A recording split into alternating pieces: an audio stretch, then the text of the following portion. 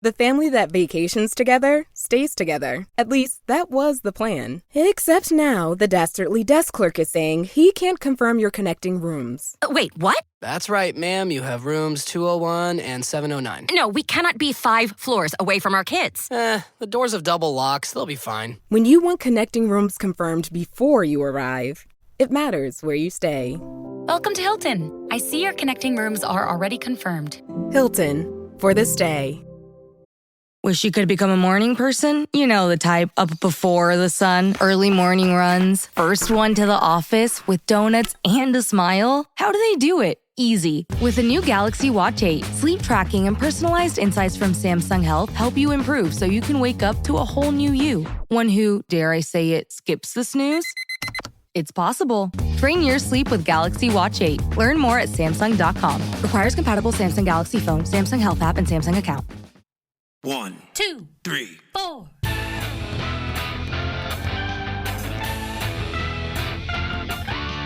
Monster movie. Fun time, go! Monster movie. Fun time, go. Monster Movie. fun time. Go! Monster movie. Fun time, go. With Precious D and Honey Bee. Fun time, go! Ladies and gentlemen, boys and girls, friends and neighbors, welcome to Monster Movie Fun Time Go. 31 Days of Horror.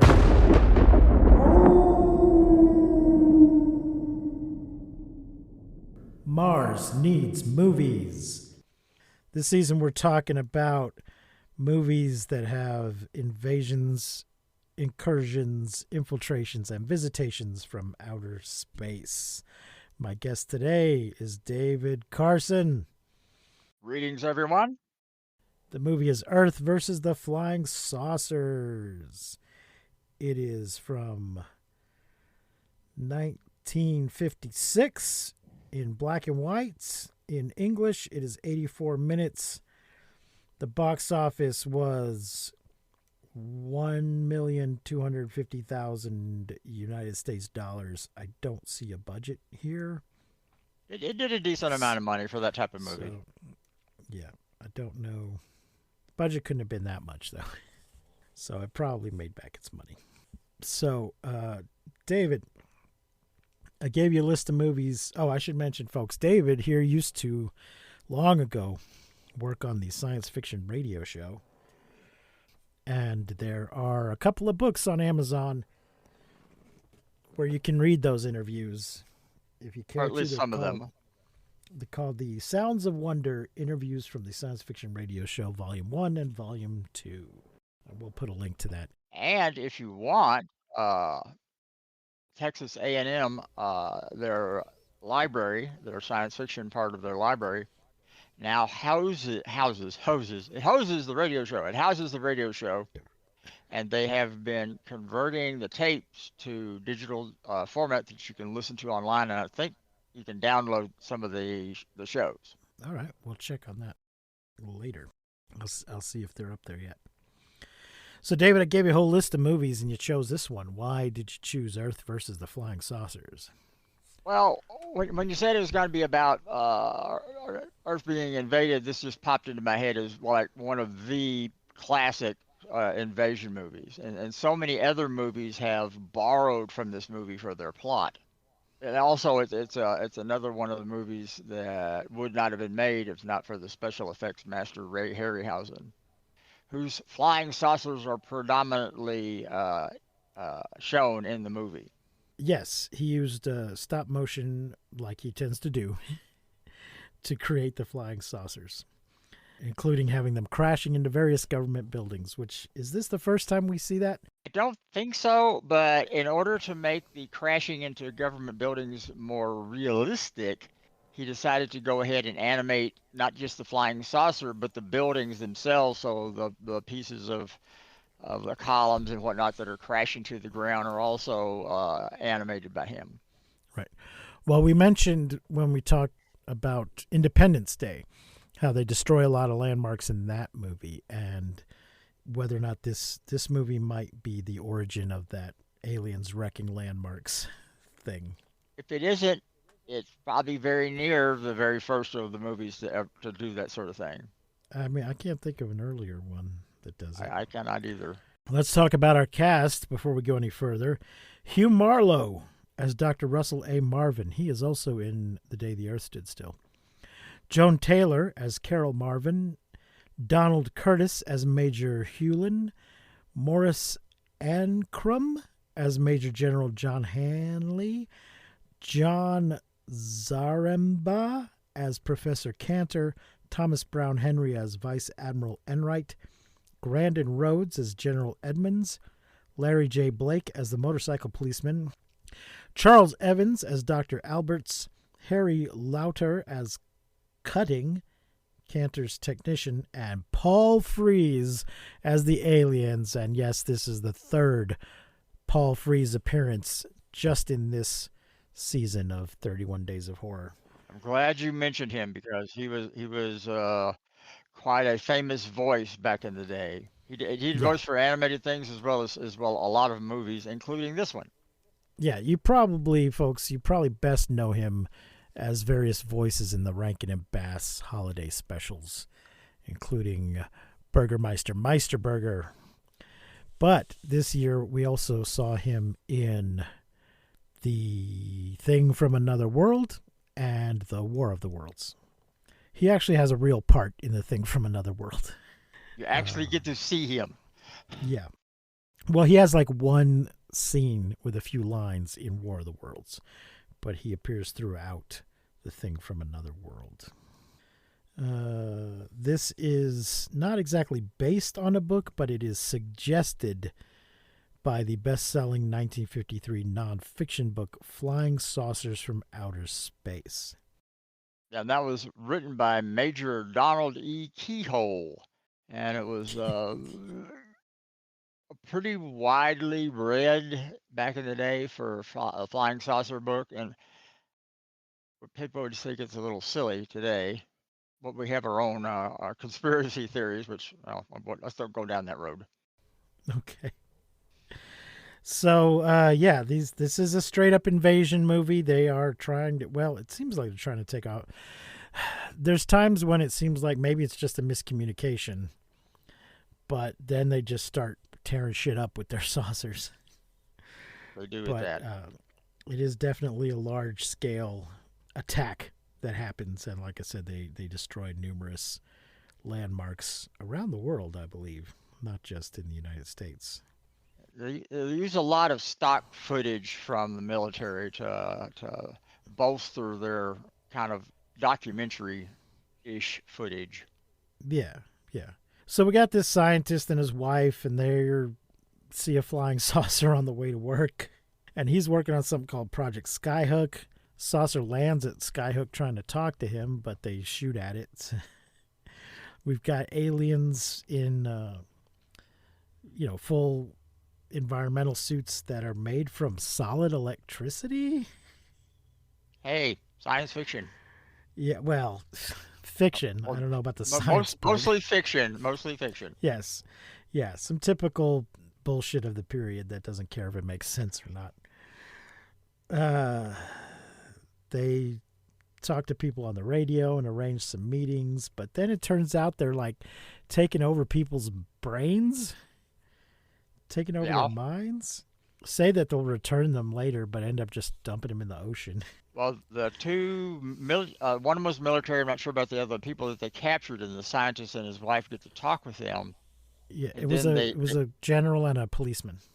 Yeah, and they have to leave them on the flying saucer, and they take their. I think they get the scientist and his female cohort leave, and then the people on the flying saucer just throw them out the door and fall to their death.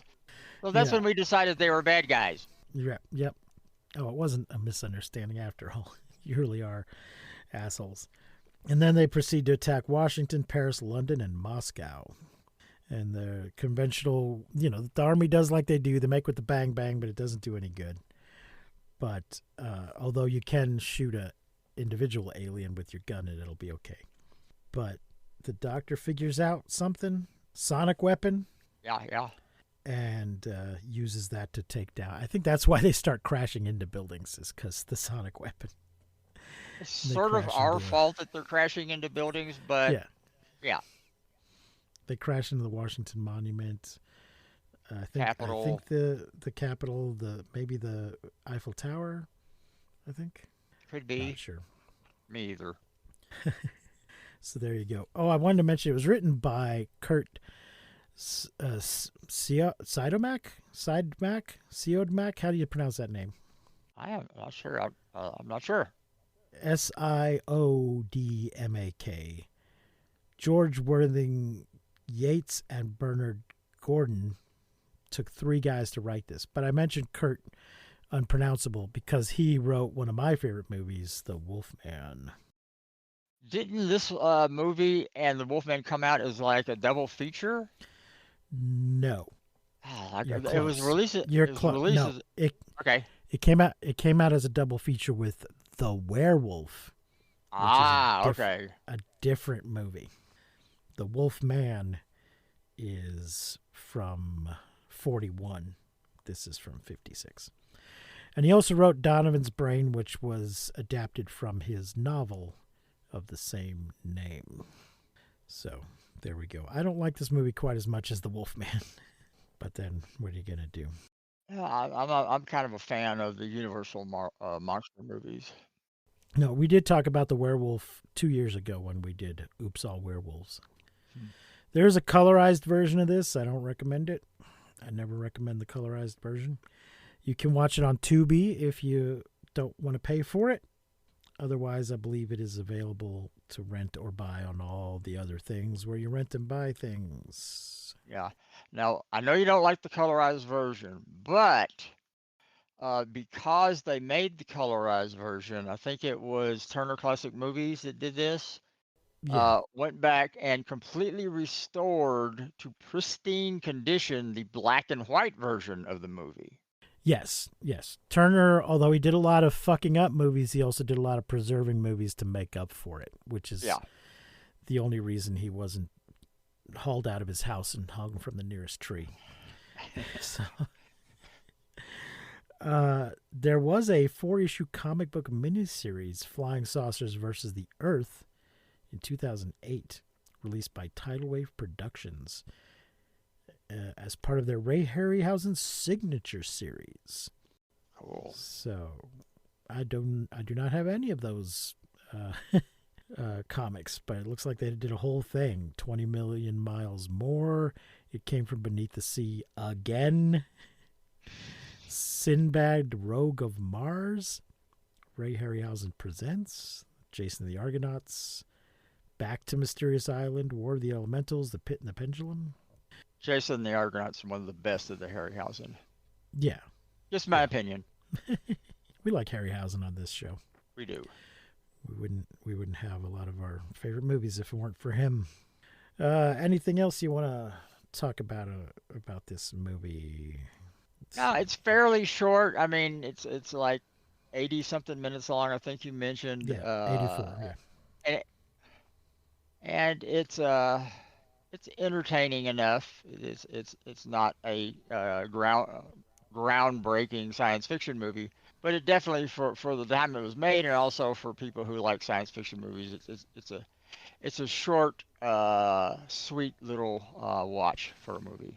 Mm-hmm.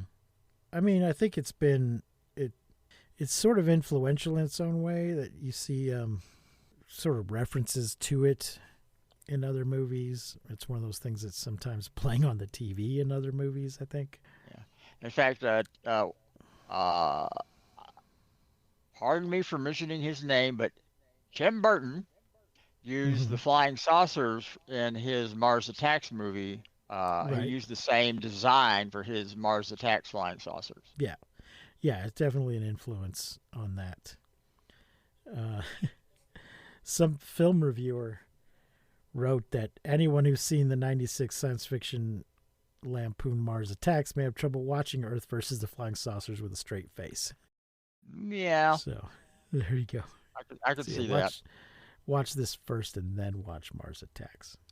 Yep. Well, David, it turns out we are using a Flying Saucers rating scale this year.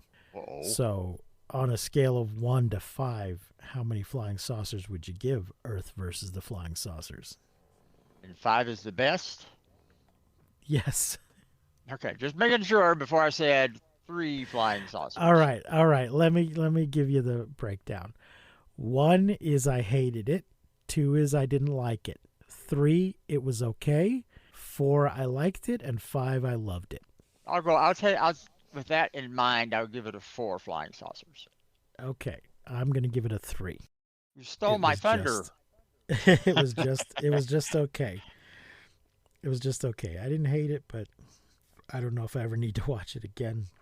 So there you go, folks. I did buy it so I can watch it anytime I want.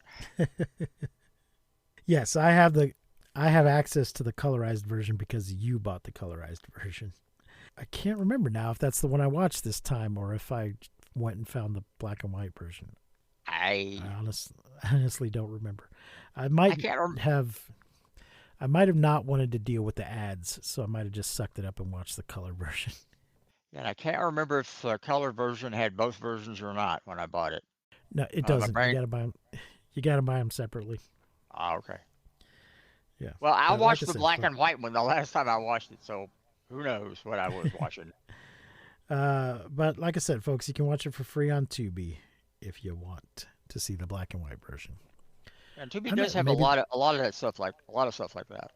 Yeah, I'm not sure if the color one's available on there as well, but I don't know. So there you go, folks. Well, David, thanks for joining me today.